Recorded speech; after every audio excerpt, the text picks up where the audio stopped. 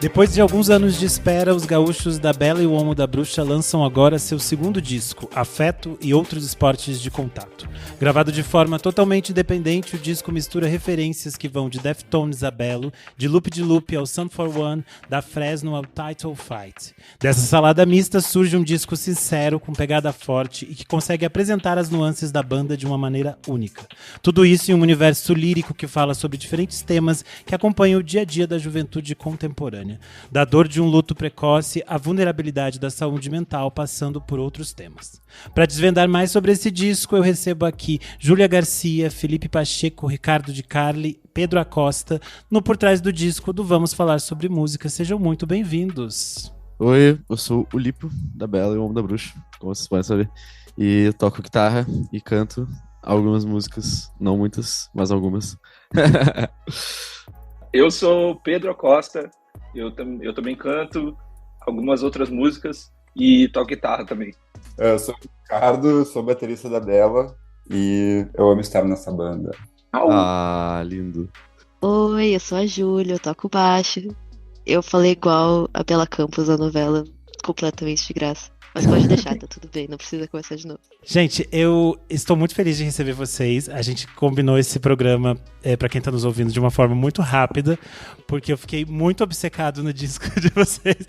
Eu passei a semana ouvindo, e aí eu falei, eu preciso conversar com eles pra entender o que tem por trás desse disco. E pra começar o nosso papo, eu queria entender um pouco como foi esse processo do primeiro disco pra cá. Vocês tinham lançado o primeiro disco lá em 2020, então a gente passou por um processo de pandemia que foi muito mais longo do que a gente esperava. E aí eu queria entender como foi esse processo de, depois desse distanciamento social, vocês saírem em turnê, fazerem o lançamento de outros singles, de outros clipes, de todas as coisas, e como foi esse caminho até chegar no segundo disco. Foi completamente louco, assim, porque a gente basicamente lançou ele na pandemia, né? O primeiro disco, no caso. E daí, tipo assim, mudou de formação, mudou um monte de coisa. A banda acabou dando uma estourada estranha, assim, né? Uma estourada dentro dos nossos padrões independentes, assim, em algum momento, só por causa da internet, assim, basicamente sem a gente fazer nada, que a gente tava tudo maluco, né? Só tentando entender o que ia ser a banda numa formação diferente e o que a gente ia fazer dali pra frente. E daí foi muito louco, assim. Depois acabou que até o primeiro show que a gente fez pós-pandemia, com a formação nova, assim, foi com a Sofia Chablau aqui em Porto Alegre, e foi um show gigantesco, assim, e daí a gente ficou tipo assim, nossa, tem umas pessoas meio querendo tirar foto com a gente, e meio que alguém gosta da gente, que loucura, assim, porque até então a gente só via esses nomes, né, na internet, uns quadradinhos ali, números, e daí foi completamente insano, assim. Daí, claro, tem todo um processo gigante de Rick entra na banda, muda tudo, a gente começa a fazer umas músicas, muda tudo, a gente tem várias ideias, a gente abandona várias ideias, e assim vai meio levando aos trancos, assim, todo mundo trabalhando também, né, em outras coisas fora a banda. Mas, assim, muita doideira, muita doideira. O Lipo e a Ju vão ter muitas coisas também pra falar sobre isso, tenho certeza.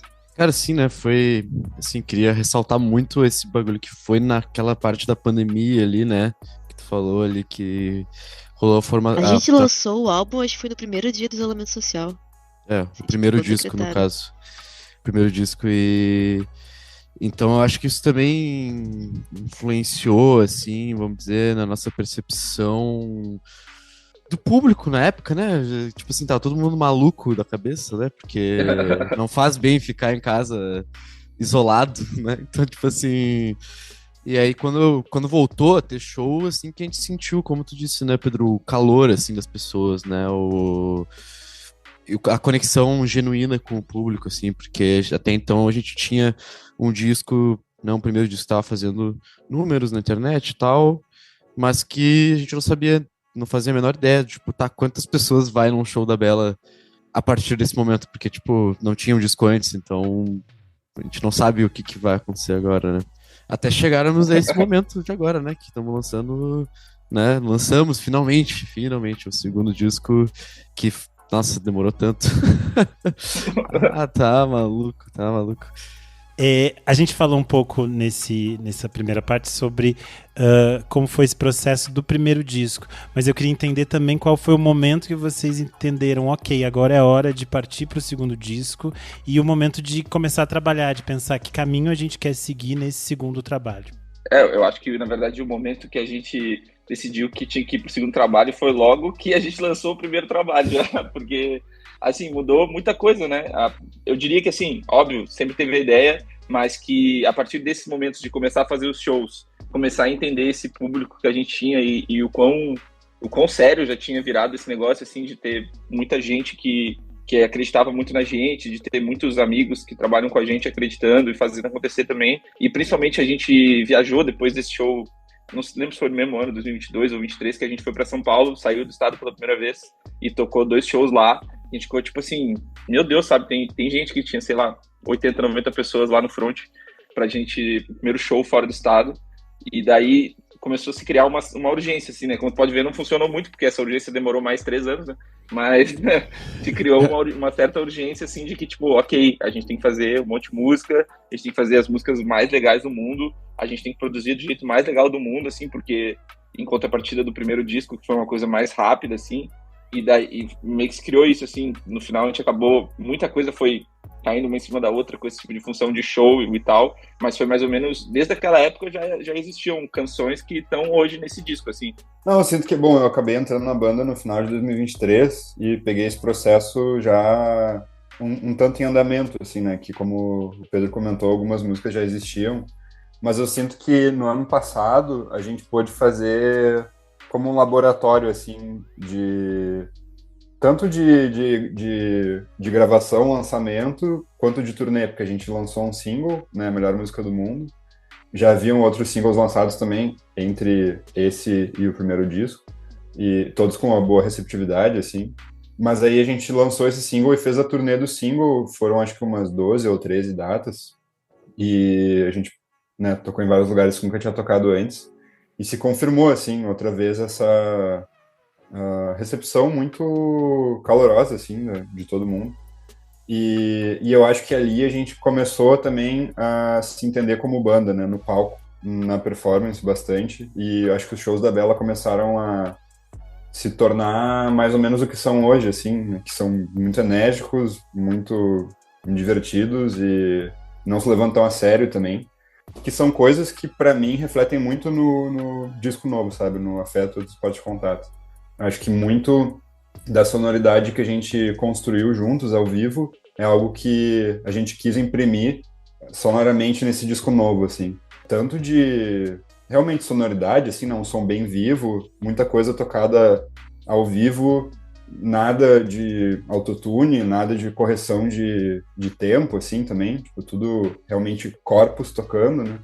E também o próprio repertório, assim, sabe? Eu acho que ele se permite coisas que depois a gente entra, mas que são muito legais, de ter sons do Lipo e sons do Pedro, que tem mais a ver com eles como indivíduo mesmos, assim, sabe? Como referências pessoais ou trabalhos solos deles, assim, e estão dentro do disco. E eu acho que isso acaba tensionando positivamente, assim, toda essa paleta de sons mesmo que rola.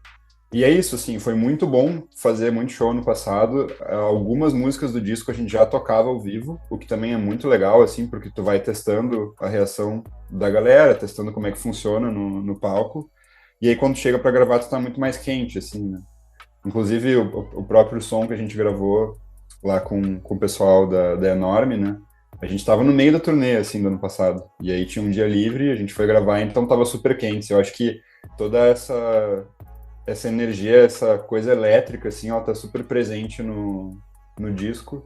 Acho que é isso, assim, uma grande fonte de inspiração pro disco foi tocar ao vivo bastante no ano passado. Minha perspectiva aí sobre isso, sobre como chegamos ao novo disco, né? Tipo, como que a gente saiu do primeiro pro segundo disco.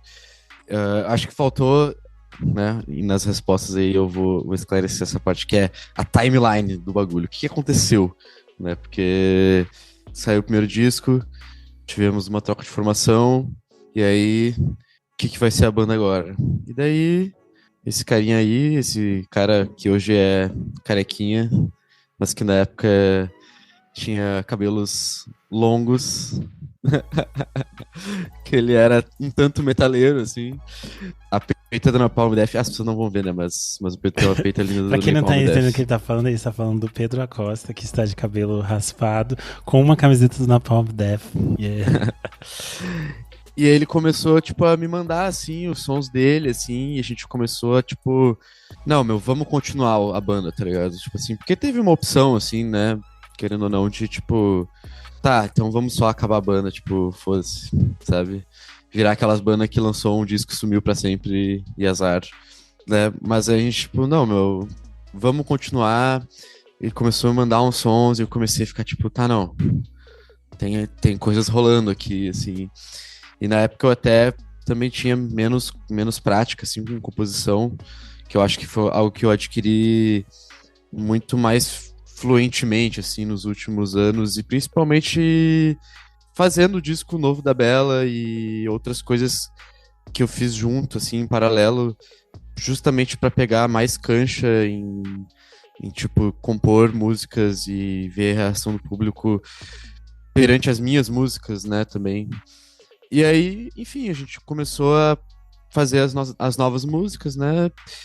Foi lançando um single, outro single, até que em algum momento a gente realmente, tipo, tá, não vamos mais lançar single, a gente vai só fazer o disco, né? Vamos gravar músicas que vão se tornar um disco. E é engraçado que tem várias músicas que no início estavam lá e algumas continuaram, outras foram completamente extintas. Acho muito engraçado, tem gente que ainda, tipo assim, uma ou outra pessoa que foi no show do Front em quando? 2023? 2? Não lembro. Acho que foi 22. Tipo assim, quem foi nesse show tem uma ou duas pessoas que ainda lembra de uma música que a gente, tipo assim, acabou o turnê, a gente só, tipo, fizemos várias outras músicas e a gente só esqueceu dessas, assim, pra sempre. E uma outra pessoa lembra, assim, meio que, tá, e aí, não vai sair? Não, não vai. Nem eu lembro que música que é essa. Porra, eu não lembro nem o nome da música, mas enfim. E aí eu acho que o álbum realmente, tipo, começa a virar o que ele virou agora, né? O que ele saiu de fato, quando o Ricardo De Carli entra na banda. Que, assim, com certeza foi uma adição insana, assim, pra banda. Foi a entrada do Rick, assim. Eu lembro que eu e o Pedro, assim, a gente se apaixonou, assim. Lembra, Pedro? A gente tava, tipo, um sentimento muito parecido com estar apaixonado por alguém no sentido romântico, mas no sentido de, tipo, caralho, velho, nossa, como...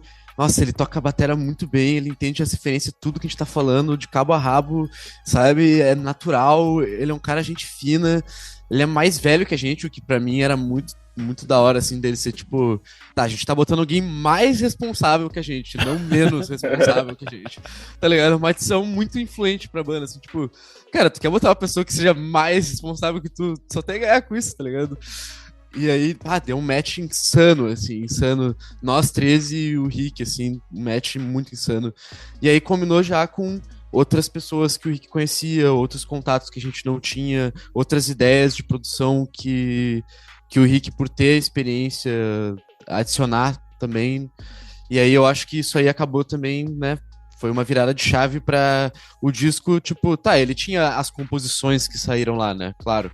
Mas o jeito que ele saiu, tipo, a produção, assim, sabe? Tipo, o quão quente é o som, sabe? Tipo, isso realmente eu acho que foi a partir do momento que o Rick entrou, virou essa chave, assim. Essa é a minha opinião, pelo menos.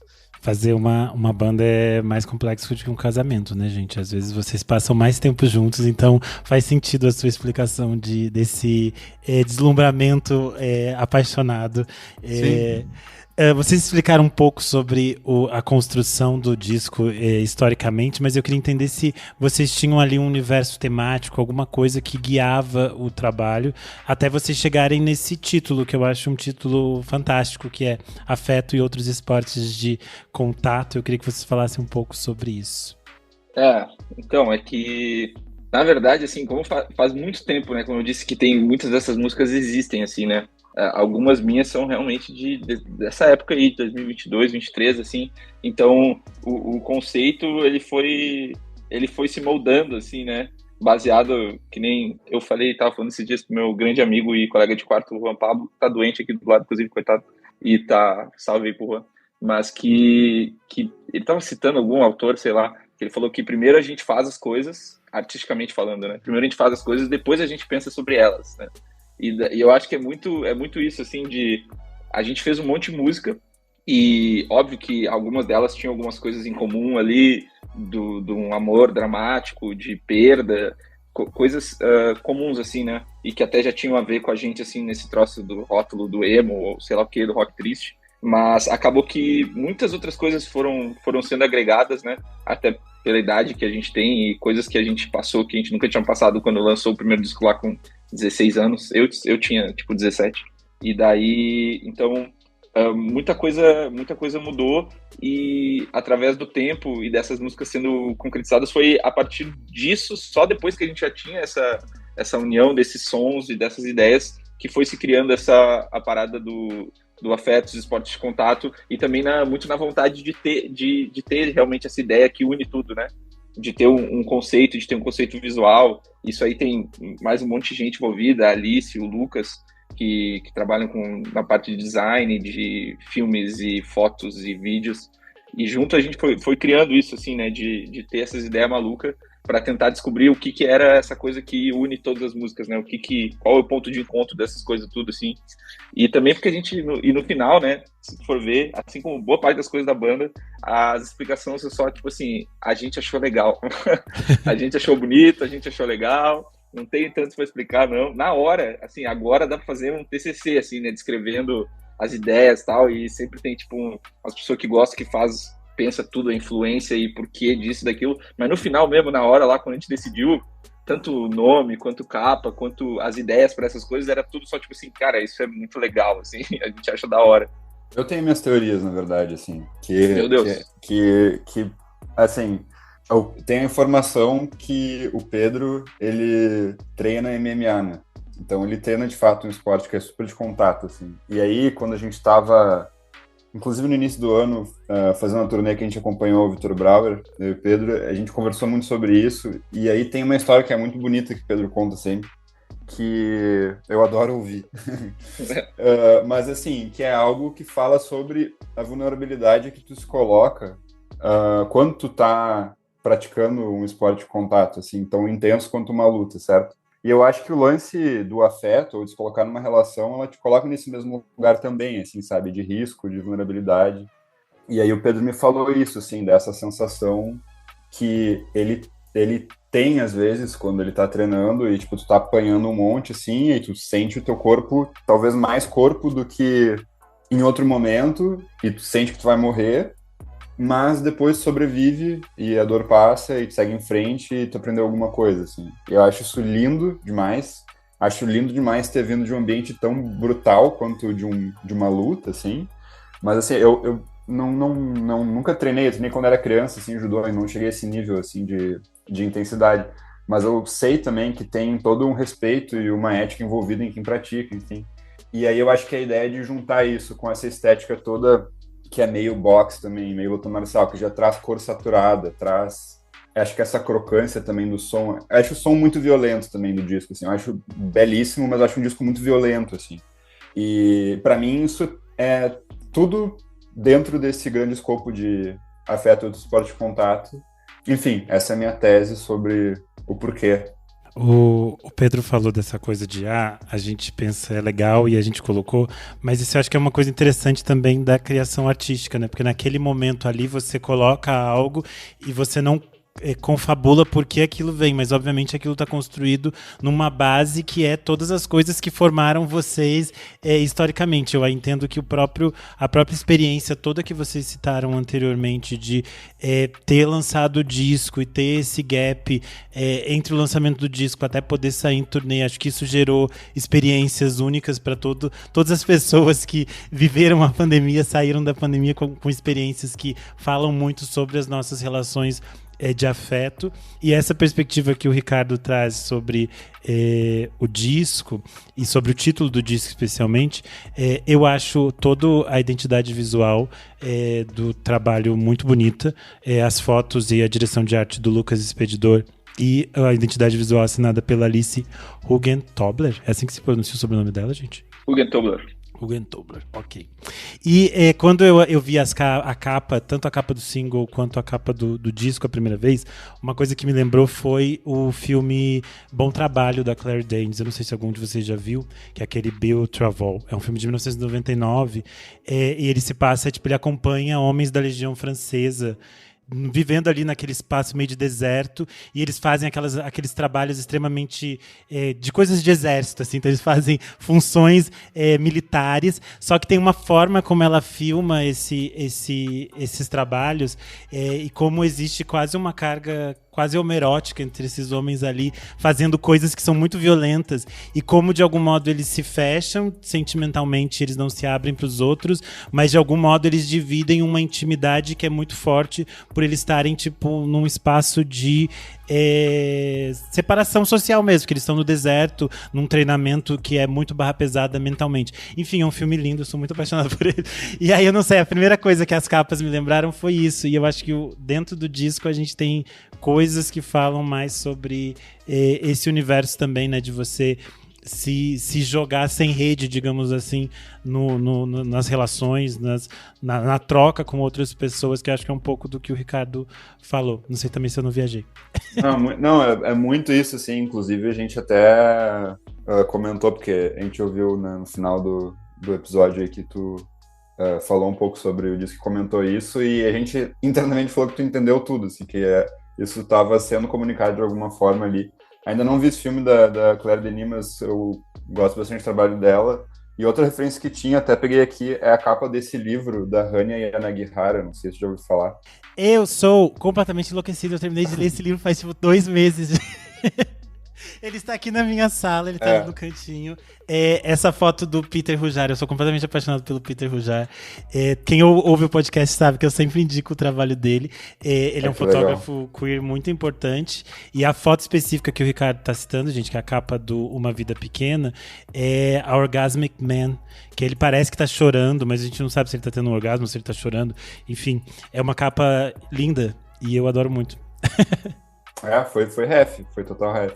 O Rick falou muito dessa capa, assim, ao longo do processo. A gente tava até vendo outras fotos e acabou caindo na foto que mais lembrava essa capa, meio quase sem querer, assim. Cara, isso é verdade, né? Porque a gente teve uma grande seleção geral. Assim, a ideia, ela surgiu muito...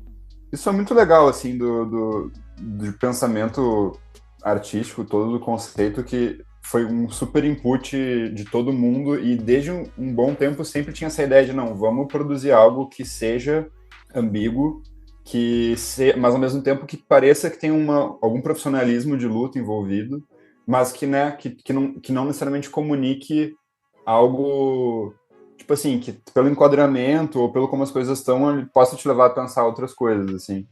E aí a gente tinha uma seleção de vários ângulos diferentes, ângulos mais abertos e tal, enfim. E aí no fim, o que a gente escolheu para capa, que ela fica super esgoelando a imagem, assim, também, né, como um próprio Mata-Leão, é muito parecido com a capa do livro mesmo, assim. Curioso. E é interessante porque esse livro, ele basicamente é, tipo, talvez um dos livros mais bonitos e também mais violentos que eu já li. Ele é absurdamente violento também. Ele tem uma coisa de como a violência nos atravessa. Eu acho que é uma questão que a gente pensa muito. A gente vive numa sociedade muito teoricamente civilizada, mas a gente é muito atravessado pela violência de diferentes maneiras, né? Que é bem curioso. Eu acho que a gente passou aqui por uma abertura importante. Eu acho que a gente pode entrar já no disco mesmo e falar agora do faixa a faixa. Every story you love, every invention that moves you, every idea you wished was yours, all began as nothing. Just a blank page with a blinking cursor, asking a simple question. What do you see? Great ideas start on Mac. Find out more on apple.com/Mac. A gente abre o disco com Bem no Seu Aniversário, que eu acho que ela dá um pouco do tom do que a gente vai encontrar dentro do disco. Ela tem essa coisa meio de movimentos que a faixa vai crescendo, ela ganha camadas, tem essa coisa meio Deftones das ideias. Eu gosto muito dessa abertura e eu queria que vocês contassem um pouco sobre a faixa de abertura do disco. Eu acho que essa é daquelas que eu falei que é uma das músicas mais antigas, assim, que existe, que a gente mais tocou em shows, assim, meio que desde sempre, e sempre curti muito ela, porque eu sempre achei que ela tinha uma vibe, porque eu faço muitas músicas muito loucas, assim, né, depois vai ter várias aí que não tem nada a ver com isso, mas eu sempre achei ela muito bela, assim, sabe, bela no sentido bela é o Homem da Bruxa, né, bela também, de bonito, mas sempre achei ela muito bela, assim, muito, muito emo, sabe, muito a coisa do vocal oitavado, de gritar um pouquinho, de ter umas guitarronas pesadas, assim, e quebradeira no final. Eu sempre achei ela, exatamente por isso também pensava que ela podia ser uma primeira faixa. Acho que todo mundo sempre meio que concordou com isso, assim, que ela seria uma boa primeira faixa, porque apesar dela, obviamente, já ser completamente diferente das coisas que a gente tinha feito, ela tinha essa vibe, assim, emotiva, barra pesada, barra dramática, que eu acho que era uma coisa, tipo assim, essa era a menos desafiadora das músicas, sabe? Tipo assim, essa é a música que eu já acho que todo mundo imaginava que qualquer pessoa que já meio que curte a gente e tá ligado ia curtir, sabe? Porque apesar dela ser muito diferente de muita coisa, ela tem toda a estética das coisas emo que a gente gosta, das coisas dramáticas que a gente gosta e muito rock and roll, assim, funciona muito ao vivo também, por isso, né, ser muito pra cima. E claro, ela foi ganhando camadas, assim, muito... Foi ficando muito melhor com o tempo, né, do que aquela música que eu fiz lá no meu quarto em Bé há 10 mil anos atrás.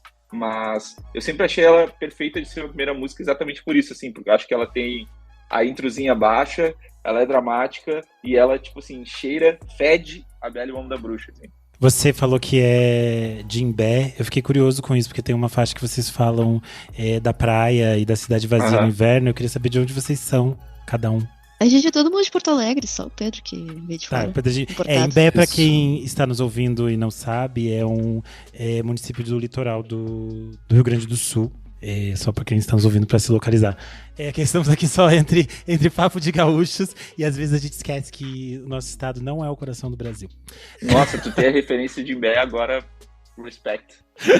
Pois é, Imbé tem o quê? 10 mil habitantes, Pedro? Eu fiquei pensando assim, será que meu amigo Renan foi muito, muito fundo, assim, procurou se eu era de Imbé, e daí foi lá e procurou o que era Imbé, mas o cara simplesmente ter a referência de Imbé é meio incrível, assim. Me sinto acolhido. Pessoas que crescem sendo impactadas pela RBS TV acabam aprendendo tudo sobre o Rio Grande do Sul, sobre milhões de coisas que você nem faz ideia do que é, mas eles te inserem muitas informações. Sim. Quando eu mudei do estado, eu comecei a reparar quanto eu tinha muitas informações que qualquer pessoa que não assistiu a RBS TV durante 20 anos da sua vida não tinha. E aí, então, isso é uma coisa impactante. Enfim, informações. Muito forte. Eu quero muito sair na RBS, inclusive, tipo assim, conheça o primeiro disco, sei lá, disco de platina de Imbé, assim, né? Porque dá pra ser o primeiro cara de Imbé de várias coisas, assim, porque não tem muita gente em Imbé, né? Eu tô bem afim disso. A gente tem uma brincadeira corrente na turnê que cada cidade que a gente passa, a gente sempre pergunta pra galera, assim, quem é a pessoa mais famosa dessa cidade? Daí, tipo assim, Mogi das Cruzes. Quem é a pessoa mais famosa de Mogi das Cruzes? Nosso trabalho envolve tornar o Pedro a pessoa mais famosa de Imbé. Mais famosa de Imbé. Eu já não... A minha cidade... Eu sou de Santiago, quase na fronteira. Nossa, sim, Santiago. A minha cidade já tem um famoso que é o Caio Fernando Abreu, então eu oficialmente não vou ser o mais famoso da minha cidade.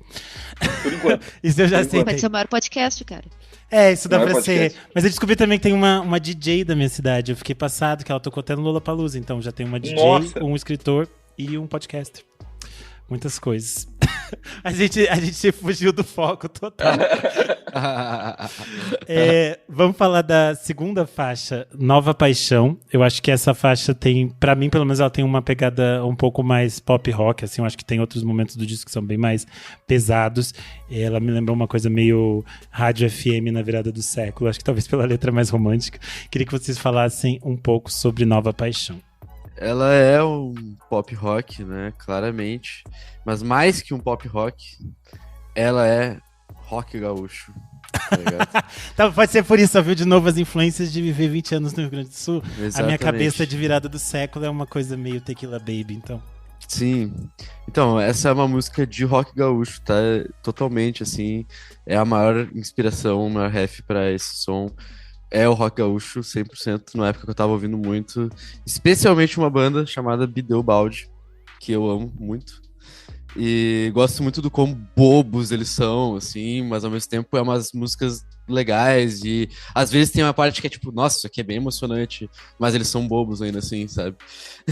e, e esse som aí foi a primeira música que eu escrevi, né, que entrou no disco, né, das 3 ali que tem minhas, foi a primeira que eu escrevi. E ela é justamente, assim, uma reflexão, assim, do momento que a gente estava ali, né, da troca de formação e de se reencontrar nas coisas, né. Acho que eu penso muito que, tipo assim, uma nova paixão pode ser tanto terminar algo e começar algo novo, mas também pode ser reencontrar o sentido em algo que já acontecia antes, né. E isso é uma coisa muito engraçada que até tu falou que ela é meio romântica, mas ela justamente não, ela parece ser sobre um relacionamento, talvez, mas ela não é sobre um relacionamento amoroso, né? Ela é sobre a banda mesmo.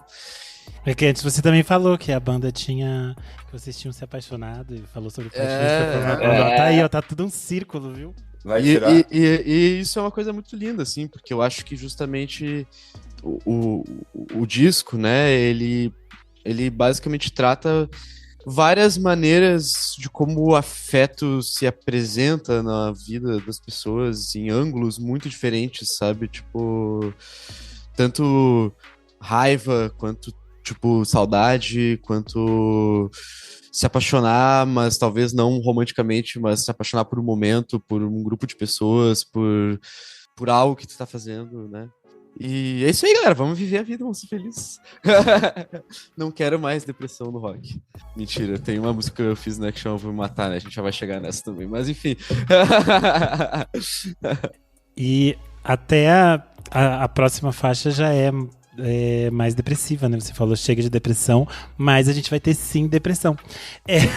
Que a gente chega na faixa de número 3, que é E as Frases, que eu acho que pra mim ela é uma das que tem as letras mais bonitas do disco, assim, ela tem uma forma de falar do luto, da perda, que é muito interessante. Eu até separei um trecho que fala: e as frases que só fazem sentido nas nossas conversas. E as tardes de inverno na praia com as ruas desertas. Não suporto mais abraçar as pessoas pela última vez. Eu não aguento mais abraçar as pessoas pela última vez. E aí eu queria que vocês falassem um pouco sobre esta. É engraçado, assim, porque ela era pra ser, até eu lembro desde que o Rick ouviu ela a primeira vez, assim, ele disse, cara, essa é a música do Charlie Brown que ele não lançou. E essa é a música da Malhação, entendeu? Essa é a música pra cima, assim, o rock solar, né? Ele sempre usava essa palavra, assim, rock solar, apesar dela ter uma letra muito pra baixo, assim, e ela foi toda gravada realmente mais solar, assim, tem um agudo diferente, tem toda uma coisa um pouco mais pra cima, eu acho, do que, tipo, Bem do Seu Aniversário, por exemplo, né? Que também é mais rock and roll, assim. Mas é muito sobre isso, né? Tipo assim, eu perdi meu pai na pandemia lá em 2021 pro Covid e tal, e daí tem muita coisa que veio pro disco, tem muito a ver com isso, assim, né? Com esse momento, assim, de perda, assim, de uma coisa muito absoluta e muito acachapante, assim, que vem do nada. E eu acho que ela pode ser também lida, né, como uma coisa mais romântica e tal, enfim, fica para quem estiver ouvindo. Até, inclusive, essa última parte, esse último verso, né, um negócio do eu não aguento mais abraçar as pessoas pela última vez, foi um negócio porque essa música é mais recente, né, eu tinha ela inteira escrita e menos essa parte, e essa parte veio porque eu tinha perdido meu pai, depois eu perdi um amigo, tipo, em 2023, um amigo distante lá, que a gente tinha se reconectado, não sei o quê, e depois, na verdade, ela veio de fato só porque minha Pitbull morreu, a Estrela, minha Pitbull que morava lá em Bé, e foi, tipo assim, o pior dia da minha vida, assim, e daí tinha esse negócio assim, cara, por que as pessoas não param de sumir, sabe, por que as coisas que a gente gosta não param de sumir, e tem muito a ver, eu tava falando isso com o Jean, outro amigo meu que mora aqui comigo também, esses dias esse conceito de que quando uma relação se perde, e não necessariamente por causa de uma morte, mas às vezes só desconexão, né, e tem muito a ver também porque o Rick, ele escreveu um verso dessa música também, e o Rick me falou muito sobre como esse verso era outra coisa para ele, sobre uma desconexão com uma pessoa, mas que não por causa da morte, uma desconexão por causa da vida, das coisas,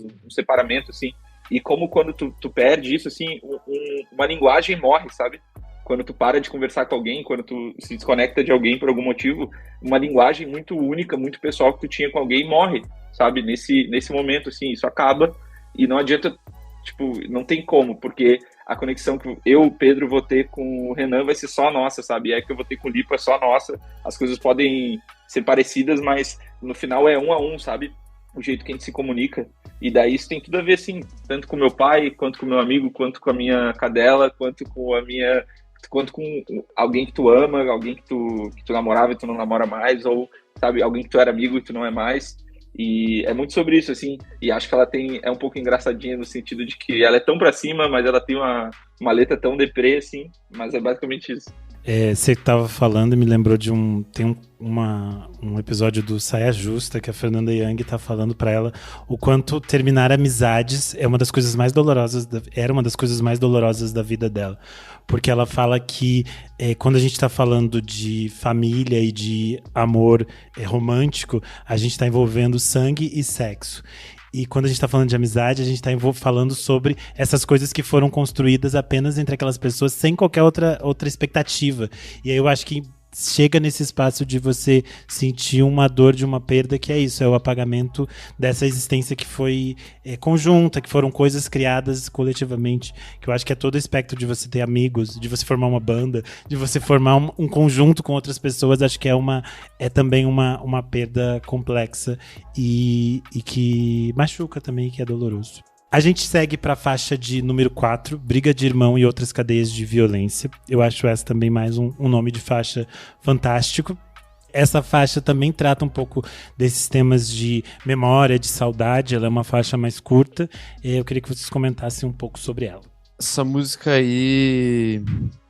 É engraçado, essa música tem um tema meio pessoal, assim. Mas é meio sobre... Na real, principalmente sobre... perder amizades, assim, né, acho que se conecta nesse tema de novo, assim, né, porque eu acho que teve um momento que, enfim, perdemos amizades e aconteceu, inclusive coletivamente, assim, brigas internas e coisas, loucuras, e sei lá, eu fiquei meio sentido, assim, eu sempre pirei muito em, tipo... Não sei, sempre me trouxe algum tipo de satisfação na minha mente de, tipo, escrever uma música com essa carga sentimental, assim, e meio que botar numa perspectiva de, tipo, imaginar que aquela pessoa, que mesmo a pessoa que se afastou de mim poderia ouvir aquilo e entender o sentimento, assim, sei lá. Porque é uma coisa difícil, sabe? Às vezes não é mais compatível a amizade, mas ao mesmo tempo... né, sempre é um impacto, assim, eu acho, né. E às vezes até resta um carinho que a gente não sabe onde colocar. Teve numa música. Grande Exatamente. hit. Perfeitamente colocado, né, tipo... Tá, fala o nome das pessoas aí pra gente mandar pra elas o podcast. Nem fudendo. Eu queria fazer um adendo muito importante sobre os nomes das músicas e, tipo, que legal que elas estão tão legais, as pessoas estão comentando, são nomes muito bons. Vai explanar. E muitos deles vieram de uma lista que o Pedro tem no celular dele há não sei quanto tempo, que é só palavras legais que ele acha por aí. Sim, mas só, tipo assim, eu olhando o catálogo de nomes irados, assim, daí eu só, tá, esse aqui tem tudo a ver, tá ligado? Muito bom, assim. Mas, sei lá, e até achei que o título meio se conectou, assim, porque o personagem tem um histórico muito grande também de, cara, dramas familiares intermináveis, assim, então... Por isso que eu acabei me apegando bastante ao título também, assim, fiquei meio, faz muito sentido na minha vida também. E tem um paralelismo com o título do disco também, né? Que é um termo no singular e outros, daí termos no plural, assim. Teve uma noite muito divertida, pra vocês verem como realmente, assim, muitas vezes não tem glamour, nunca tem glamour algum na produção. A gente tava precisando terminar a lista de nomes que a gente ia subir para os streamings, né, e fazer os registros. E aí tinha algumas que estavam com nome provisório há muito tempo, essa era uma delas. E é isso, a gente Essa era o Mefok do Lipo. Inclusive, eu falei bastante do significado da letra e tal, mas também queria falar, assim, um pouco do som, né? Cara, essa música aí, a ref, pra mim, foi o Title Fight, assim, muito, assim. Queria muito fazer um som meio Title Fight, especialmente com aquelas... A paradinha, né? Tá ligado? Tipo assim, as batidinhas no kick ali, tá louco. Isso aí eu queria muito fazer um som assim. Fazia muito tempo que eu queria fazer um som assim. Inclusive, tava falando com um brother meu pelo Instagram, assim, eu postei um som da banda Raça, chamado Pálida. Inclusive, que eu tive a oportunidade de ver ao vivo numa noite que a gente dividiu com eles. Que tem até os 2 vídeos, assim, tipo um DVD muito lindo, assim, no YouTube. Enfim. E eu tinha postado essa música, que é uma música meio assim, meio Title Fight, no instrumental, principalmente, assim. E ele me mandou uma mensagem e falou assim, pô, é muito massa essa música, né? Eu tinha que fazer uma assim, não sei o quê. Deu, cara, vou fazer uma assim.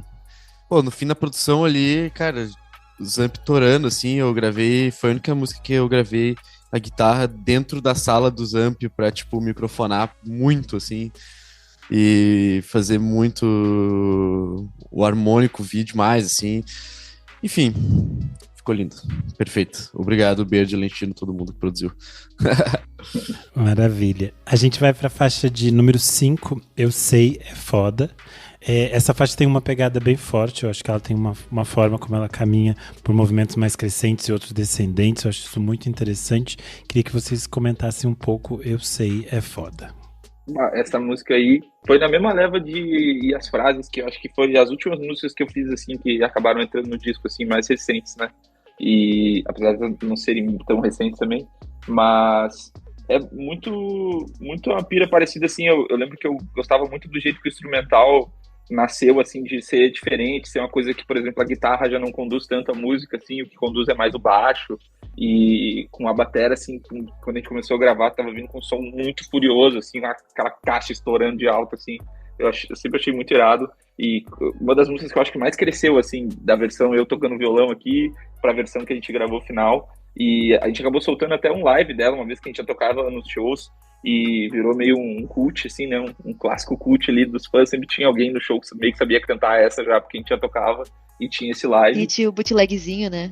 O bootlegzinho lá que a gente soltou. E, cara, eu gosto muito dela, acho um refrão muito irado. E, de novo, assim, essa coisa de uns refrão super dramáticos, super emo, assim, oitavado, né? Que eu gosto muito de tentar levar a voz, assim, para um lugar meio extremo. Não me faz muito bem, geralmente, mas de levar meio para esse lugar. E ela tem um contexto lírico ali meio parecido também, talvez dessa numa vibe mais clássica, romântica, assim, né? De relacionamento a dois, assim. Mas também eu acho que é uma letra que ela não chega a ser tão desesperadora, assim, também, tipo, e as frases, por exemplo, porque acho que ela não tá vindo de um lugar, assim, eu lírico que não vem de um lugar tão de estou morrendo de saudade, é só, tipo assim, é o que é, sabe? A vida do jeito que é, assim. Mais ou menos por aí. Eu lembro que a ref que eu tinha pra fazer aquele começo ali, que era o baixo que levava, e a guitarra fica segurando só no mesmo acorde, ela fica tocando o acorde inteiro. É a música mais fácil de todas de tocar na guitarra, assim. Era a música Robbers, do The 1975, shout out aí pra melhor banda do mundo, que meus colegas de banda não concordam, mas eu curto muito. E essa música aí, né, super brega e tal, é isso. Perfeito. Queria falar um negócio sobre essa música também, que é... Eu acho que é muito legal que essa música tem um momento de destaque pra cada integrante. Só menos o Rick, né? Mas. Mas o Rick tem uma viradona louca, pô. É verdade, verdade. Mas tem, tipo assim, começa com baixo irado, torando, pocante. Tem o DD3zinho lá, eu metendo o DD3. Isso eu acho muito da hora, que tem, tipo, um highlight, assim, pra cada pessoa no som. Explica o que é um DD3? Ah, sim, claro. O DD3 é um pedal da Boss Effects e é um delay. Nessa música, especificamente, eu faço um negocinho com o DD3, que eu uso a função Hold, que é uma função que, basicamente, ele, tipo assim, tu toca uma nota e tu aperta na mesma hora, assim, tu tocou a nota, e ele vai meio que congelar a nota, assim, ele vai ficar tocando, tipo, tu toca a nota e ele fica tá, né, tipo, repetindo pra sempre. Tu pode mudar o pitch junto com a velocidade, né, ele muda as duas coisas ao mesmo tempo. E aí eu, não sei, eu queria muito botar, tipo, um DD3 cantando, assim, numa música uma hora, assim, e felizmente consegui fazer isso no disco da Bela. Perfeito. Vamos pra faixa de número 6, Deus Gay. Essa é provavelmente a minha preferida do disco. Acho a letra incrível. Gosto como ela é curta e como ela funciona meio como um monólogo, assim. Ela não tem, tipo, um refrão mesmo, a gente tá acompanhando essa narrativa. E tem talvez a minha frase preferida do disco, que é: se Deus não existe mesmo, então qual é o mal da gente se amar? Queria que vocês falassem um pouco sobre essa canção. Eu acho que essa é uma das minhas músicas favoritas, assim, também. Não sei se como música total, fonograma total, mas, assim, é provavelmente a música é a letra que eu escrevi que eu mais gosto da história, assim, porque tem essa liberdade que eu faço muito em coisas que não necessariamente são da Bela, assim, que eu faço meio todo dia, de música que não tem refrão, é meio que só eu falando um monte de coisa, né, meio meu mano Vitor Brauer aí, ídolo total, e só falando um monte de coisa, assim, né. Às vezes que nem tão todas apontadas para o mesmo lugar, assim, mas nessa música eu acho que ela é bem concisa, assim, essa coisa do eu lírico, e era isso, era uma música de violão muito calma, muito tranquila, assim, que eu tinha um pouco essa vibe de querer fazer como se fosse eu sempre achei muito engraçada a ideia de fazer uma música meio homoerótica, meio de paixão homossexual, tipo, só que fazer tipo um country, que é um gênero tão, sabe, tipo assim, americano, redneck, masculino, assim. Ela nem ficou tão country, nem tão homossexual, mas eu acho que funcionou, entendeu? Ficou legal a música. E eu gosto muito dessa letra, assim, e é muito... Enfim, tive um passado meio cristão, evangélico, assim, né? Amém e tal. E é bizarro. E, assim, não por culpa da minha família aí, minha mãe, meu pai, coitadinho dele, nada a ver com isso. Mas eu tive um passado assim, e é muito engraçado como era uma coisa que me afetou muito, assim, porque eu meio que parei com isso logo nessa época que a gente começa a fazer umas coisas estranhas, tipo assim, começo do ensino médio, né? A sair, a beber, a fumar, a beijar as pessoas na boca, fazer umas coisas loucas. E como essa coisa a culpa e essas coisas muito estabelecidamente cristãs, assim, né? Tipo, ainda batiam, martelavam na minha cabeça, sendo que pra mim eu já era super roqueiro, já era super doidão e ficava sentindo esse tipo de coisa, um tipo de culpa, assim, mesmo fazendo umas coisas tão inocentes, assim, e, tão adolescente, normal, sabe?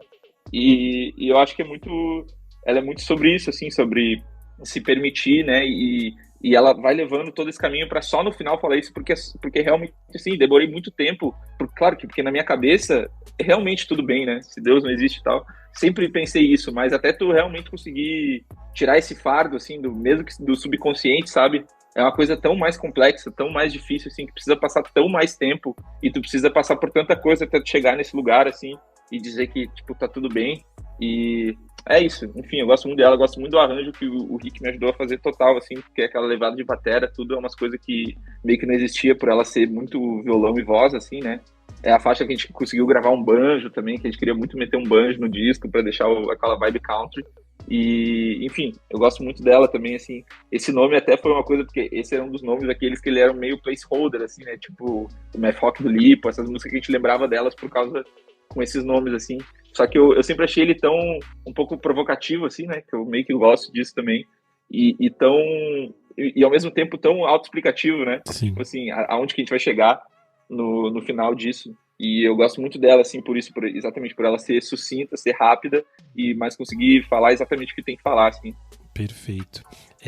Vou só te dizer que a culpa cristã é algo que você vai lidar para sempre, tá? Quem passou por isso não adianta, não é algo fácil. Oficialmente a sua mente diz é certo, mas a culpa cristã estará lá te perseguindo. Você vai pro inferno, sim. A gente chega à faixa de número 7, que é Vou Me Matar. Eu confesso que a primeira vez que eu ouvi essa, eu tava trabalhando e entrou os versos Vou Me Matar no meio da semana que vem e eu tomei um susto. Ela tem uma coisa meio irônica, assim, meio geração pós-Tumblr, Twitter, todas essas coisas, não sei explicar muito bem isso, mas é uma faixa que eu gosto bastante também por ela ter essa coisa de ser uma espécie de narrativa e ela ser curtinha. Queria que vocês falassem um pouco sobre essa. Cara, então, eu sou um grande fã de músicas curtas, né? E nessa eu me superei, porque essa é minúscula. e assim, essa música aí, eu escrevi ela bem diferente, assim, do que ela saiu do disco, né? Primeiramente, fiz ela no violão, assim, e eu lembro que eu escrevi a primeira letra quando eu tava esperando na sala de espera, assim, meu gato tava muito mal e ele morreu naquele dia. E aí eu escrevi essa letra aí, assim, mas, enfim, tava, às vezes, assim, ruminando pensamentos pseudo-suicidas, assim, mas não literalmente, tipo, a ponto de me botar em perigo, mas só de um ponto de vista meio tipo, acontece às vezes, passa pela cabeça, assim, um pouquinho. Hoje tá tudo bem, tá, gente? Tô sereno, tá? Faz tempo, tô suave, passei por várias coisas aí, mas agora eu tô bem. Não, só deixando claro isso, né? Mas... Lançou o disco, tá aí dando entrevista pro Renan Guerra. Agora Não, né, velho? tô ótimo, tô Se medicado, você não feliz. estiver bem e estiver nos ouvindo, gente, ligue pra alguma coisa que te ajude. A gente não vai conseguir te ajudar aqui, não. Sei que esse episódio virou quase terapia coletiva, mas a gente não vai poder ajudar. É bom procurar ajuda especializada. Pois é, com certeza. Mas aí eu acho que eu trabalhei muito com, assim, a ideia, assim, na letra de imaginar o que aconteceria depois de eu fazer, né, o que eu falo que eu vou fazer na música e meio que, tipo, sei lá, um prazer, assim, imaginar que, sei lá, tipo assim, vai acontecer isso e eu vou ganhar muita relevância, eu vou ser, tipo, um símbolo de alguma coisa e finalmente vou ter alguma relevância, na verdade, assim, uma coisa inesquecível, sei lá. Claro que nessa perspectiva tu acaba, sei lá, num segundo imaginando que, tipo, tá, mas eu não vou me beneficiar de nada disso, né? Eu não vou estar aqui pra saber isso, então... Eu gosto muito que o final dessa música, a última frase é quase uma ameaça. Eu lembro quando tu tava compondo ela e tava pensando que botar assim, e te achou muito engraçado. Vocês vão lembrar de mim em setembro. Pois é, tipo... E ela não, eu não diria que ela é irônica, mas eu diria que ela é meio engraçada. Não irônica, mas engraçada, assim. Tem uma expressão em inglês que me falha um pouco. É debochada, eu acho que ela é debochada. Agora veio a expressão. E eu acho que isso é uma característica dos teus sons, assim. Enfim, acho que a Bella tem um pouco esse lance do deboche também. E eu acho que esse assunto ele é muito, obviamente, muito denso, assim, né? Que essa música propõe. E, inclusive, eu tava 2 semanas atrás jantando com os amigos e a gente tava falando sobre essa noção que acho que todo mundo experiencia, que é quando tu chega perto de um guarda-corpo ou de um lugar muito alto e aí tu contempla o abismo e aí tu pensa, tipo, tá, eu posso acabar com tudo agora, assim, sabe? E eu acho que essa é uma sensação, eu acho que todo mundo em algum momento tem, assim. E eu acho que isso, de novo, de alguma forma aponta pro corpo, assim, sabe? Que acaba sendo uma grande temática do próprio disco, né, de uma consciência corporal, assim. Só que eu acho que esse som, ele é meio uma rasteira, assim, sabe? Porque ele é uma rasteira sonora em termos que, antes a gente ouviu Deus Gay, que é uma coisa super doce, acústica, orgânica, e aí vem uma pressão de som, um beat misturado sample real com bateria eletrônica, uma tijolada de guitarra e baixo, assim, Sim. Massa sonora. Comprimidão uma na mensagem cara. dizendo que, tipo, vou me matar, sabe? Acho que tem um nexo também narrativo entre as músicas do disco que tá funcionando de um jeito legal, assim. Só que daí, depois, enfim, na verdade não vou não, e aí vai. E é meio, enfim, acho que propõe uma tensão e um alívio muito debochados e assim, o que eu espero, né, porque também quando a gente tava produzindo o disco, tem aquela história muito louca lá do Blue Oyster Cult, né, que tem uma pessoa que eles têm aquela música Don't Fear the Reaper, né, uma banda de metal aí dos anos, sei lá, 90, 80, 70, acho. E aí parece que alguém se matou por causa disso, assim, o que é horrível, né, e não tem como atribuir a culpa de alguém se suicidar por causa de uma música, né. Mas o que eu espero, que eu acho que acontece quando a galera escuta Vou Me Matar, é que se divirtam muito, entendeu? Tanto que a gente fez uma audição do disco e foi o som que todo mundo virou uma festa, assim, sabe? Meio que espontaneamente. Então acho que esse outro paradoxo que ela propõe, assim. Tô muito animado para ver como que vai ser na turnê agora. Porque eu acho que ela é isso, acho que ela evoca sentimentos opostos, assim como as frases também, né? Que tipo, ela é meio solar, mas meio deprê. Essa acho que, de um jeito parecido, também trabalha isso. Só pra completar 2 coisas, né? Primeira, tava até pensando aqui agora, enquanto tava falando, Rick, eu percebi que essa música ela nem é sobre o suicídio em si, né? Ela é sobre ideação suicida, que é outra coisa, na verdade, né? Tipo, e é algo que pode acontecer mesmo tu não necessariamente estando em estado de perigo à própria vida e tal.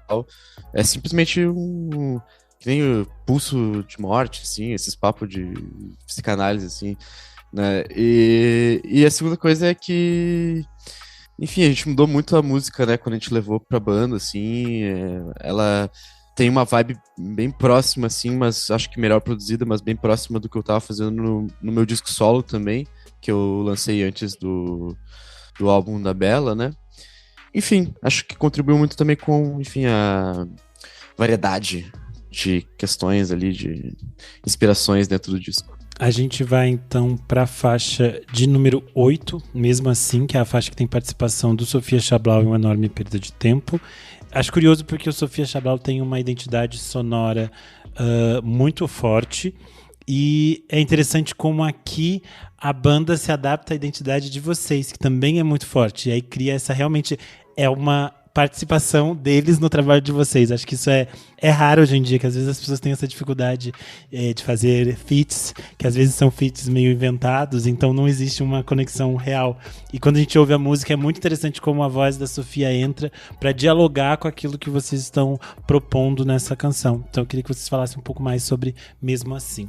Essa música tem toda uma história muito linda, assim, que até foi tudo explicado hoje num post que a banda fez lá, a Sofia e o Uma Enorme Perda de Tempo e tal, que, assim, muito carinho por eles, porque, como eu disse, o primeiro show que a gente fez pós-pandemia, pós tudo, nosso primeiro disco lá, foi com eles, né, aqui em Porto Alegre, e, enfim, a gente conhecia a banda mais ou menos, já sabia que já era uma banda, tipo assim, que já tinha muito mais estrada que a gente, assim, números, tudo e tal, então tínhamos já uma certa admiração, mas eu acabei, tipo, recebendo eles aqui na minha casa, nesse mesmo apartamento, em 2022, e eles acabaram ficando muito tempo aqui, mais do que os dias do show, assim, porque, enfim, eles precisavam de um lugar para ficar entre um show e outro ali, e eles acabaram passando basicamente uma semana aqui na minha casa, num AP pequenininho, com um monte de gente, sabe?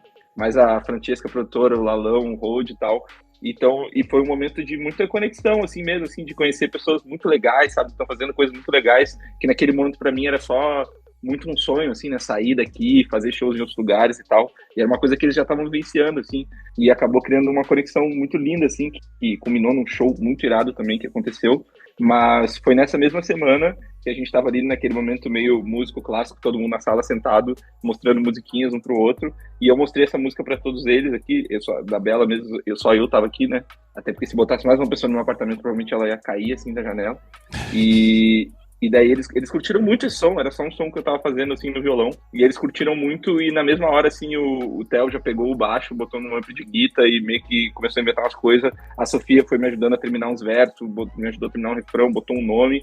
E naquela mesma semana, no final de semana, no show, a gente tocou junto com eles já. Eu subi, cantei junto com eles, assim, um arranjo que eles meio que tinham feito, assim, a Sofia Chablau, né, Uma Enorme Perda de Tempo.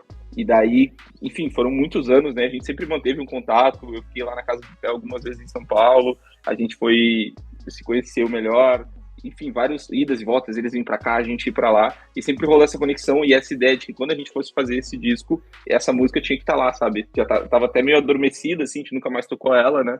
Mas ela sempre esteve lá, assim, sempre existiu essa canção, e daí acabou combinando muito, muito bem para que ano passado, quando a gente estava fazendo a tour lá que tinha citado, a gente se encontrar no estúdio do Lauís, né, da Pelados, o Luizão, beijo para ele, inclusive, e a gente se encontrou lá no estúdio dele em São Paulo, daí de fato com todo mundo, toda a Bela, toda a Sofia Chablau, Uma Enorme Perda de Tempo, mais o Luiz, mais o Vaqueiro, mais o João, que também foi nosso produtor, assim, um momento muito coletivo, assim, sabe? E até por isso eu acho que ela encaixa tão bem, assim, como um feat, porque naquele momento a gente já tava muito amigo, sabe? Já tava muito íntimo e todo mundo tocando junto, todo mundo tendo ideia junto, todo mundo gravando as coisas junto, tudo num dia só, sem mandar e voltar, foi todo mundo junto ali, tudo que tá ali foi gravado naquele dia, e daí acabou saindo uma coisa muito legal, assim, apesar dela ter sido gravada completamente fora do estúdio que a gente gravou aqui em Porto Alegre, né, o Pimenta Caseira, eu acho que ela soa muito bem no disco, assim, ela coube muito bem, né,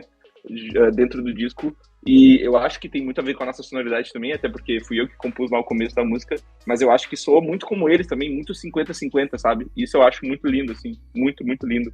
E, enfim, só muita gratidão eterna, e eu fico zoando pra eles lá que, tipo assim, quando eu fiz essa música com eles aqui, eles estavam aqui em casa, eles eram uma banda legal já, mas assim, eles cresceram muito desde então, né? Então esse aí foi, tipo assim, o melhor consórcio que eu fiz aí de amizade.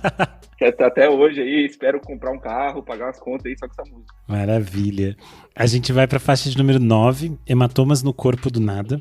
Mais uma faixa de nome perfeito. E essa é bem uma coisa assim, tire-me tudo, menos o rock. Eu acho que essa é uma faixa excelente. Ela tem uma coisa que ela vai crescendo e ela termina muito lá em cima, assim. Eu queria que vocês falassem um pouco, então, sobre Hematomas no Corpo do Nada. essa música eu gostaria que meu amigo Ricardo de Cali, Rick Graham para alguns, ou Dequinha para outros também, falar sobre, porque assim, eu meio que comecei a compor ela, mas o nome, o refrão e ritmo, tudo foi meio que, eu diria que essa é a faixa Ricardo de Cali. Então eu quero que o Ricardo de Cali fale sobre ela.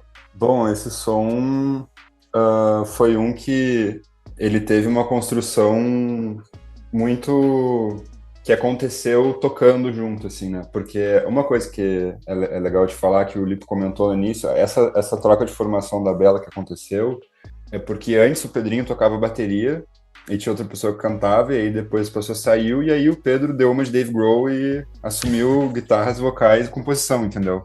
Então, assim, estamos falando de Nirvana e Foo Fighters, não é pouca coisa, entendeu? E aí ele entende muito de ritmo na guitarra por ser baterista, entendeu? E aí acho que parte também da nossa conexão veio muito disso, né? Várias baterias, inclusive, dos sons na pré, o Pedro já tinha várias ideias, então eu pude incorporar elas e contribuir também com o que eu fazia. Eu acho isso muito rico, é muito raro de acontecer isso, né? De ter multi-instrumentistas na banda e ter esse processo que vem de antes, assim. E aí a gente se encontrou para tocar no lugar onde está a minha bateria, aqui em Porto Alegre, e foi criando arranjo, tocando juntos, assim, e reagindo muito um ao outro, né? Uma conversa muito de ritmos parados, enfim. E era uma letra que ela não tinha refrão também, inclusive na gravação a gente tava, né, assim, naquela urgência de tipo, tá, tem, sei lá, 5 dias para gravar o disco, e aí a gente precisa de um refrão. E aí, um tempo atrás em casa, eu tinha, assim, arriscado um refrão e, por sorte, ele pareceu encaixar bem, assim, e foi um dos momentos, para mim, pessoalmente, mais emocionantes da gravação, porque, assim, eu não costumo escrever muitas letras, é uma coisa que eu quero exercitar. Só que o fato de tu escrever uma letra e outra pessoa tá cantando, assim, isso é muito potente, assim, porque, enfim, acho Pedro um cantor muito incrível, assim, de qualidade, super pop e ao mesmo tempo super nichadas e meio emo, mas ao mesmo tempo meio radiofônico, né? Daí tu vê alguém cantando e incorporando alguma coisa que tu escreveu enfim, é muito legal, assim. E aí esse aspecto colaborativo fez a música acontecer. Esse peso dela também, sabe, que era uma música que eu até achava que talvez ela fosse a mais fora do disco, assim, por um lado, sabe? Tipo, eu sei que Vou Me Matar e Deus Gays são um tanto diferentes, mas eu achava, não sei se a galera vai curtir muito, ao mesmo tempo ela é super Deftones, assim, mas é mais uma dessas coisas que a gente acaba botando fé e deixando acontecer, e no fim, acho que ela acaba tendo uma coesão, assim. Aí eu lembro também que a gente trocou bastante ideia com o Bernard Simon, que fez a mixagem, e falou assim que esse som tinha que ter mais peso, ser mais vivo, enfim. Inclusive o nome, né, provisório era Deftones Bella, a gente até por um momento pensou, tá, será que a gente aceita esse nome? A gente viu que era só uma ideia péssima, daí tipo, não. E daí no dia que a gente tava, assim, na reunião para definir várias coisas, veio na cabeça assim, tipo, tá, Hematomas, cara, acho que ela é uma música, de novo, o lance da violência, né, e ela tem aquela parte instrumental do final que ela parece meio algum embate, assim. E aí eu pensei, tá, hematomas. E daí eu coloquei no Google, assim, hematomas, e aí ele completou, hematomas no corpo do nada. E daí eu, tipo, tá, é esse nome. Porque essa experiência também de, tipo, né, de onde vem isso, a pessoa acorda com algum hematoma e não sabe de onde vem, sabe? Alguém já relatou isso, alguém já viveu isso. Só que hematomas no corpo do nada também parece que, tipo, tu tá socando alguma coisa invisível, assim, sabe? Tá socando a tua alma, sei lá. Então tem... Enfim, acho que essa multiplicidade de sentidos que é boa também. Mas é isso, esse som veio bem por aí, assim, uma interação bem viva, que ele foi feito mais pro final, assim, né? Então ele se concretizou no calor do momento. Assim. Perfeito. A gente chega então na faixa de número 10, Pra Ti, Guria. Acho que esse é o momento romântico do disco, é aquele, se fossem outros tempos as pessoas acenderiam os isqueiros na hora de tocar essa. Acho uma faixa muito bonita também, queria que vocês falassem então um pouco sobre Pra Ti, Guria. Tá tudo bem, pessoal, acende a lanterninha do celular agora. Muito, é lindo. Isso é engraçado porque a gente tocava ela também nos shows muito antigamente, assim, e já rolava isso, apesar das pessoas não conhecerem necessariamente a música, assim, né? Mas, assim, né? Se a gente for levar as últimas consequências, era eu tentando fazer as músicas que eu mais gosto da Fresno, né? Basicamente. E é isso, ela é muito romântica assim mesmo, ela acho que ela é uma das mais que vai direto para esse ponto dramático da relação a dois, assim, da coisa amorosa mesmo. E, enfim, é sempre engraçado pensar, né? Porque eu escrevi ela, sei lá, com 17 anos, lá, sei lá, 18 ali, vivendo umas coisas muito bestas que eu paro e olho hoje em dia, acho muito besta. Mas, nossa, ainda bem que saiu uma música tão linda, assim, porque eu gosto muito dela até hoje. Eu acho que é uma letra muito bem construída, assim, nesse sentido de contar uma história. Eu sempre gostei muito desse estilo de música que ela só vai crescendo, sabe? Ela não tem tanto aquela estrutura de verso, crescer, verso, ponte, crescer mais e acabou. Era mais esse rolê meio história, assim, né? Mesmo de ir, e daí terminar naquela coisa gigantesca, assim. E muito nessa coisa da balada, assim, né? Guitarra e voz, tô cantando aqui pra ti, na tua cara. Eu acho que ela cresceu no estúdio de uma forma, assim, muito imensa, muito imensa. Já aproveito para deixar um abraço, um beijo, tudo que eles quiserem pro Diogão, pro Diogo Brockman, inclusive, da Jingle Bells, né? Que gravou o disco também.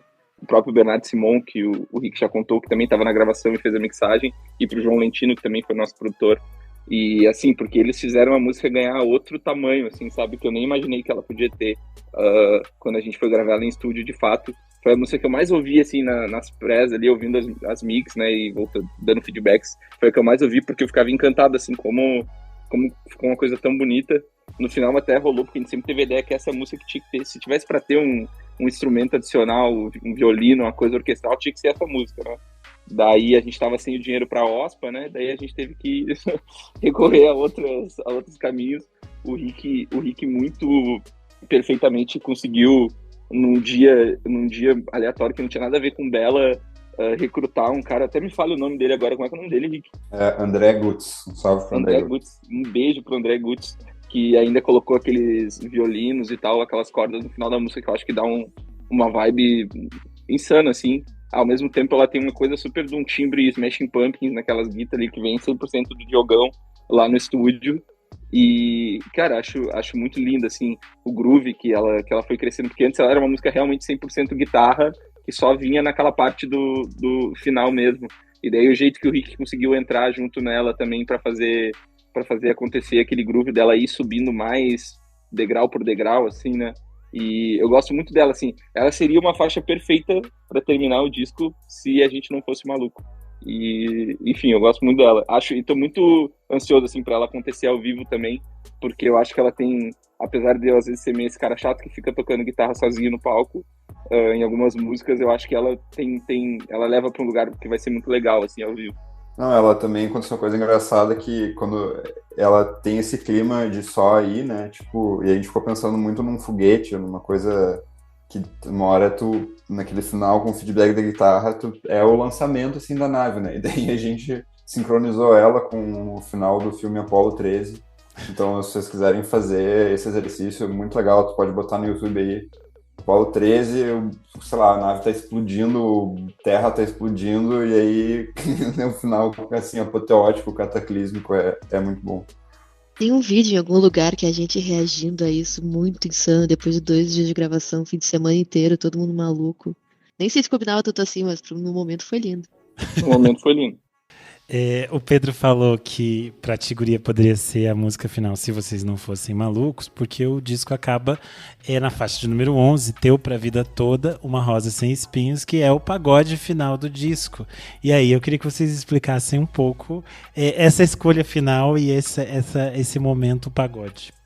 Cara, esse é aquele momento que eu já falei anteriormente, mas eu agradeço muito meus amigos aí, principalmente meu amigo Felipe Pacheco, o tal do Lipo, né, conhecido por muitos aí, e porque, entendeu, a gente chega com essas ideias meio idiota de, tipo assim, por exemplo, ele veio em mim uma vez, tu imagina o dia a dia, né, da Bela e da Bruxa, o Lipo chegou com a música e me mandou, e o primeiro verso da música é Eu Vou Me Matar, sabe, e o curioso é que nesse momento, a minha primeira reação foi, meu Deus, isso é incrível, sabe, isso é maravilhoso. E ao mesmo tempo eu cheguei pra ele uma hora com um pagode E ele pensou a mesma coisa, tipo assim, caralho, isso é maravilhoso. E eu lembro quando a gente manda essas coisas, e eu imagino que o Lipo deve sentir a mesma coisa, eu nunca perguntei pra ele, mas de que tu manda essa ideia meio idiota, meio fora da casa, assim, e tu manda ela meio, é tipo jogar um verde, assim, né? Tu manda tipo, olha só, fiz um pagode, que engraçado, né? Olha, eu fiz um pagode, tu vê que coisa boba, né? E daí, mas já meio tipo assim, mas se tu curtir, já sabe, né? Vamos pra dentro. Vai rindo das piadinhas, vai rindo das piadinhas. Quando vê, estamos lançando um pagode. É tipo isso. Mas, cara, sempre tive muito a vibe do pagode, do samba, muito por causa do meu pai, assim, que foi a vida inteira um pagodeiro, assim, de roda de boteco, assim. E eu sempre curti muito pagode, samba, e principalmente nesse viés mais romântico, noventista, assim, que era muito do que ele escutava, né? E depois que eu comecei nessa vibe de escrever muita música, assim, eu sempre tive muito essa vontade de poder ser um compositor que podia escrever coisa para outras pessoas cantarem, também, sabe? Podia escrever vários tipos de coisas, se eu quiser escrever um sertanejo, se eu quiser escrever um forró, um pagode, qualquer coisa, mas me tirar dessa zona de conforto, assim. E eu sinto que eu tava começando a conseguir, assim, através de várias músicas que eu fiz, eu tava começando a chegar nesse lugar, porque eu também sempre tive muita onda de, tipo assim, eu não quero escrever um pagode que parece um pagode escrito por um menininho índio, assim, eu quero que pareça um pagode que o Xande Pilares pode cantar e tá tudo bem, sabe, ninguém vai estranhar, sabe, meio nesse sentido.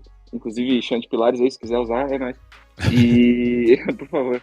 E daí, então, assim nasceram várias outras, mas essa, acredito, ainda a melhor de todas, assim, que eu acho que mais consegui passar esse negócio de tanto na letra, tanto tem um sentido meio malicioso, assim, às vezes também, uma coisa que até nem tem tanto em outras músicas, e que eu acho que é muito da linguagem, né, do pagode e tal. E, enfim, muito obrigado aos amigos aí que abraçaram essa ideia de meter um pagode e foda-se, assim. E essa até especialmente fica um salve também pro Tuti Rodrigues e pro Max Garcia, que foram dois caras, assim, que obviamente, né, eu compus um pagode no violão, mas eu não tenho nenhuma habilidade para tocar um cavaquinho de verdade, para tocar um violão de 7 cordas de samba de verdade, e a gente acabou recrutando eles, o Rick fez esse contato de uns caras uns caras muito, muito letrados, assim, no pagode, no samba, nesse estilo de música mais Brasil, assim, e que nos deram a mão total, pensaram o arranjo todo com a gente e chegaram num lugar que a gente achou meio insano, assim, no final era uma coisa de escutar e ficar tipo, beleza, ok, não, a gente fez tipo um pagode mesmo, de verdade, que ficou muito legal. É tipo, literalmente só força de um pagode, tá ligado? Essa é a parte que eu acho mais frio. Não uma adaptação, é um pagode, ponto. Aceitem isso. E daí meio naquela onda do Vou Me Matar e de outras músicas também, eu acho que ela é um pouco aquilo que a gente falava com o Rick, com o Vitor lá, né, quando a gente fez a turnê com ele, com o Vitor Brauer, e tipo assim, às vezes tu não tem que fazer o que as pessoas querem, né, tu tem que fazer o que tu acha que elas têm que gostar, entendeu? E é meio por aí, e daí, claro, sempre com aquele frio na barriga, tipo assim, pô, vai postar e alguém vai falar, nossa, olha esses idiotas fazendo pagode, sabe? Mas até então a recepção foi bem positiva, assim, e é isso, assim, podem esperar, não necessariamente mais pagode, mas uma coisa muito sobre esse disco, eu acho que sobre essa banda no geral, é que a gente sempre vai fazer o que a gente quiser, sabe? Eu acho isso a coisa mais linda, assim, que tem. A gente sempre nunca vai frear uma coisa porque a gente pode frear uma coisa porque a gente acha idiota, né? Mas agora, se o Lipo continuar fazendo música sobre se matar e a música continuar sendo legal, vai sair, entendeu? Tipo, foda-se, sabe? Dá pra esperar qualquer coisa, assim. Eu tenho só uma curiosidade, que assim, a gente quis tanto botar no disco, que ela foi gravada 2 vezes. A gente gravou a primeira vez, aconteceu um acidente de um HD ter sido apagado, mas assim, nada como uma segunda chance, e aí a gente vai lá e fez de novo. Cara, sobre esse tópico, eu tenho uma coisa insana pra falar, tá? Uma coisa insana pra te dizer. Mas assim, pensa uma coisa absurda. Tu tinha salvo um backup dela. Então, não, mas eu achei... Meu, cuida o que tu vai falar, tá gravado, hein? Eu achei o AVE dela. Lembra que tu pediu, tipo, vamos pelo menos ter, assim, ninguém achava. Eu achei, tá no meu PC. Cara, eu sei que isso existia, mas tudo bem, assim, realmente, às vezes tem coisa na vida, tá? Tá, acabou a banda. Não, mas ficou melhor a música ficou Exato, muito melhor. Ficou, tipo assim, muito melhor na segunda vez, muito melhor. Meu, nunca me esqueço que eu jogava um jogo no Mega Man pra Game Boy que era muito bom, que era o Battle Network, tá? E aí, tipo, ele tinha uma parada que quando tu botava pra começar o jogo, o New Game e o continuar era muito parecido. E aí eu, às vezes, jogava horas, tipo, ganhei o primeiro chefão, e aí eu não botei pra continuar, botei New Game. Daí eu fiquei, cara, puta que pariu. Que merda. Isso aconteceu umas 2 vezes, assim. Só que eu lembro que eu entrei no estado zen, tipo, foda-se, cara, eu vou fazer de novo, vou fazer melhor. E já sabe que caminhos ir, assim, dá uma clareza mental. E essa música foi meio isso, assim. E, inclusive, o BPM dela era mais lento na versão 1, Sim. que eu não achava tão bom. Exatamente. Ficou Então- melhor na segunda vez. É isso. Acontece percalços aí de gravar um disco. Foi pro bem.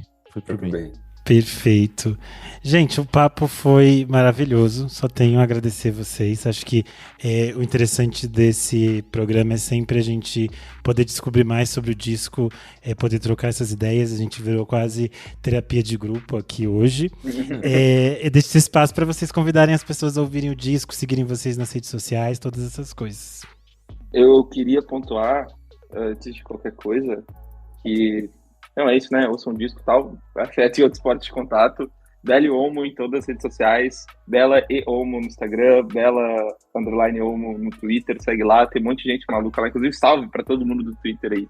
Os moleques são muito bons, eles ficam falando coisa pra caramba, eu falo um monte de besteira, eu amo muito eles, e em todos os momentos. Mas assim, eu queria dizer, eu falei desse podcast aqui, e meus colegas de banda não vão falhar a memória, porque eu falei desse podcast há muito tempo atrás. Estamos falando mais de ano atrás, que eu sou um ouvinte desse podcast semanalmente, absolutamente todos os programas, sério mesmo. Eu não lembro qual foi o primeiro programa, mas faz tipo muito tempo mesmo. E eu vi tudo lá, os caras de Rage Apes, e todas as paradas, eu vi um monte de coisa por causa de vocês, descobri o Bar Itália por causa de vocês, um monte de coisa. Então é tipo assim, muito, muito, muito foda estar aqui, meu. E obviamente, desde que eu descobri, eu tava, tipo assim, mentalizando, né? que a gente ia chegar até aqui, assim, muito antes desse disco tá até gravado. Mas enfim, né? Só gratidão, muito obrigado, Renan. Amo todos vocês. Manda um salve pra todo mundo, por favor, que eu amo todos. E ouçam Afeto e Outros Esportes de Contato. A gente vai sair numa turnê gigantesca. Vamos tocar no Nordeste pela primeira vez, vamos tocar em Brasília pela primeira vez, vamos tocar em Goiânia pela primeira vez, fora várias cidades que a gente vai fazer de novo. E nos encontrem na estrada, né? Nos deem um abraço, por favor. Perfeito. Você pode seguir a gente no @podcast VFSM. Vale lembrar que o Por Trás do Disco é um programa paralelo do podcast Vamos Falar Sobre Música, e você também pode apoiar a gente no apoia.se/podcast VFSM. A partir de R$5 você tem acesso a este e outros programas com bastante antecedência. Você participa do nosso grupo fechado para apoiadores no Telegram, e você também assiste algumas das nossas gravações ao vivo. Eu sou _Renan Guerra em todas as redes sociais, e mais uma vez agradeço Bela e o Olmo da Bruxa por esse papo maravilhoso. É isso, até a próxima.